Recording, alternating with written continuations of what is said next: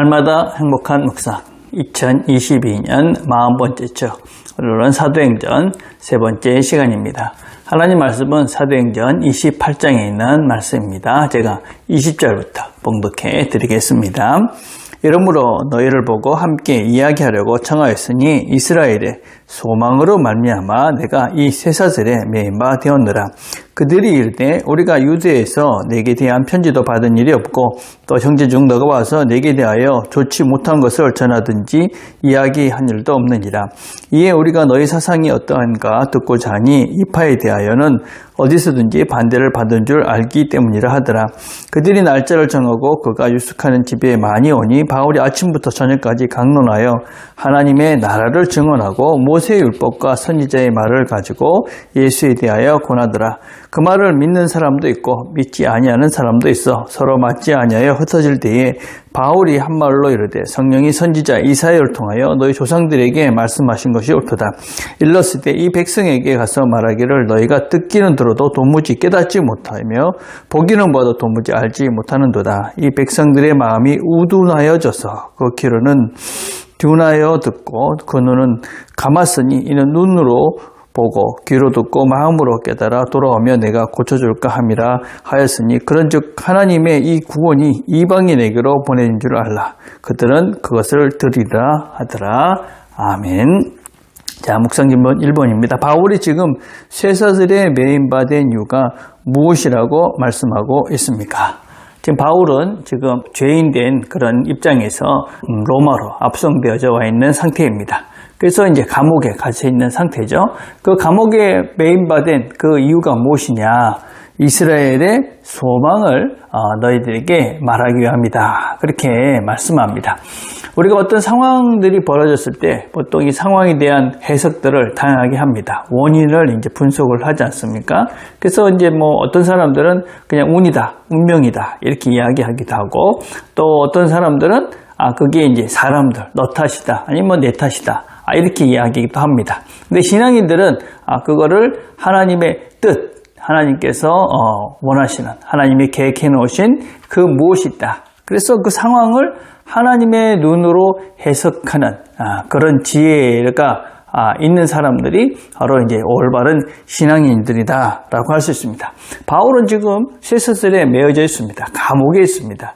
근데 그것을 누구의 원망이나 아니면 운명이다 이런 것이 아니고 하나님께서 이스라엘의 소망, 그러니까 메시아죠. 그 예수님에 대해서 너희들에게 알게 하기 위해서 내가 지금 이 감옥에 있는 것이다. 이렇게 감옥에 죄인된 상태에 있는 것이다. 이렇게 지금 말씀을 하고 있습니다. 바울은 어떻게 그런 이 상황들을 그렇게 해석하고 그렇게 지혜롭게 그것을 판단할 수 있었을까요? 2번. 바울은 지금 로마에서 무엇을 하고 있습니까? 지금 바울은 감옥에 갇혀 있지만 조금 자유로운 상태였습니다. 그래서 많은 사람들을 자유롭게 만날 수 있는 그런 상태였죠. 그래서 그 사람들을 만나서 이제 복음을 전하고 있습니다. 바울은 오래전부터 로마에 가고자 했습니다. 로마도 보아야 되겠다. 그런 계획을 갖고 있었지만 여러 길이 막혀졌습니다. 근데 드디어 지금 바울이 이제 로마로 온 것입니다. 그런데 이 로마의 어떤 상태로 온 것이냐? 죄인된 상태로.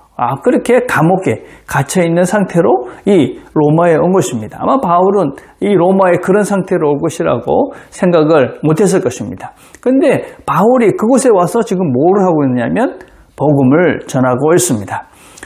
바울이 가지고 있었던 그 계획, 그리고 바울이 로마에 와서 하려던 그런 계획, 그 목적, 그것을 그는 기억하고 있었기 때문에 지금 로마에 와서 감옥에 죄인된 상태로 그렇게 잡혀져 있지만 그는 그곳에서 복음을 전하고 있습니다. 상황이 중요한 것이 아니죠. 상황. 어떤 상황이기 때문에 못한다. 그것이 아니고 내가 뭘 하고자 하느냐 하는 그 나의 삶에 대한 바른 목적이 있으면 그 상황을 넘는 내가 할 수 있는 그런 일들이 할 수 있도록 상황이 바뀌어지는 것이죠.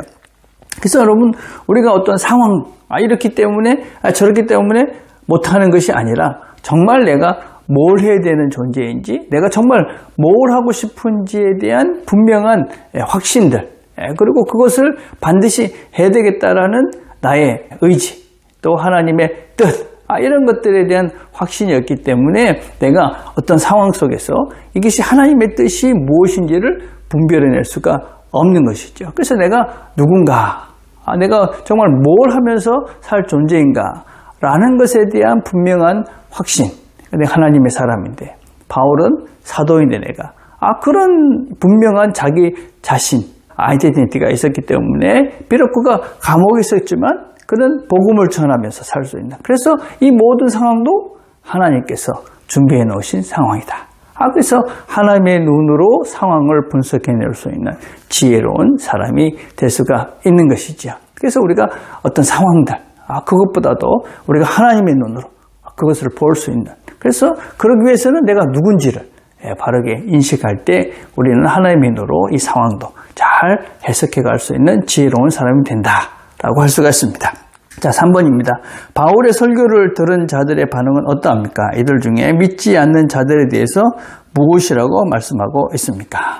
바울이 이제 복음을 전하니까 어떤 사람들은 믿고 어떤 사람은 듣지 않습니다. 그리고 그들은 헤어지기로 그렇게 결정을 하죠. 그러면서 바울이 말씀합니다. 들어도 깨닫지 못하고 보아도 알지 못한다. 그래서 이제는 복음이 이제 이방인들에게 들려지게 될 것이다. 그렇게 얘기합니다. 우리가 이런 말씀을 들으면서 우리 꼭 두 가지를 기억해야 되는 것이죠. 첫째는 늘 기회가 있는 것이 아니다.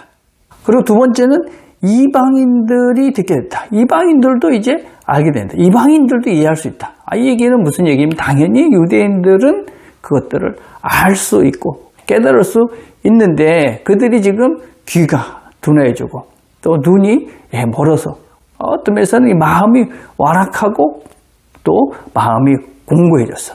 그들이 이 하나님의 말씀을 제대로 받지 못하고 이해하지 못한다. 그렇게 지금 바울이 말씀하고 있는 것이죠. 우리가 신앙의 걸음을 걷다 보면 초신자들은 어떤 면에서 참 순수하게 말씀을 잘 듣고 잘 성장하는데 오래된 신자였을수록 어떤 때는 정말 더 마음이 굳어져서 그 말씀을 제대로 받지 않아서 성장하지 못하는 그런 안타까운 그런 현상들을 보게 되어집니다.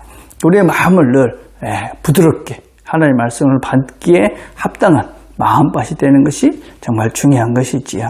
그래서 늘 우리가 새 마음으로 하나님의 말씀을 받기에 부드러운 마음으로 그렇게 옥토가 되어 있을 때 말씀이 뿌려져서 그것이 뿌리를 내리고 그래서 열매 맺는 그런 삶들이 되게 되는 것이죠.